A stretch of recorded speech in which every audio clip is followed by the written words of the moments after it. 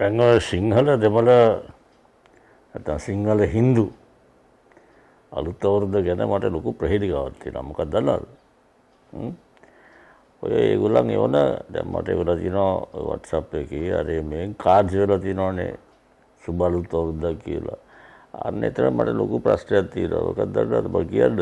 පොඩ්ඩ ආගින්න උදේ. ජාතිවාදය පටන් ගන්න එතනින්.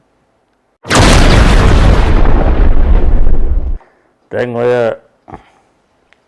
අලුත් අවුරුදු පණිවිඩවල හුඟක් ඔය කාඩ්ස් තියෙනවනේ කාඩ්ස් එවලා තියෙනවනේ මට කාඩ්ස් එවපුවාම ඒ කාඩ් එකේ හුඟක් වෙලාවට තියෙන්නේ සිංහල හින්දු නැත්නම් සුබ සිංහල හින්දු අලුත් අවුරුද්දක් වේවා කියලා.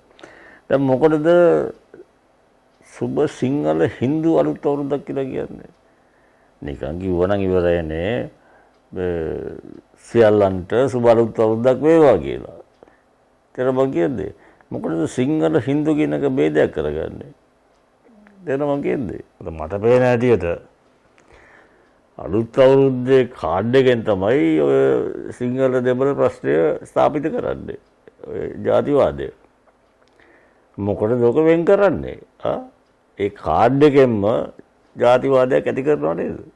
අලුත් අවුරුද්ද කාඩ් එකෙන් ජාතිවාදයක් ඇති කරනවා. ඇයි එහෙම කරන්නේ? කල්පනා කරලා බලන්න. අන්න ඒක මම බොහොම කෙටි පණිවිඩයක් දෙන්න මේ අහන් ඉන්න ඔබතුමාලාට හොඳේ. මට තේරෙන්නේ නැහැ මේ වගේ ભેදයක් ඇති කරන්න කියලා. සංහිඳියාව ගැන කතා කරන්නේ නේද?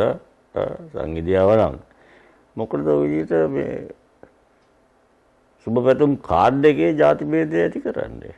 කල්පනා කරලා බලන්න හොඳේ.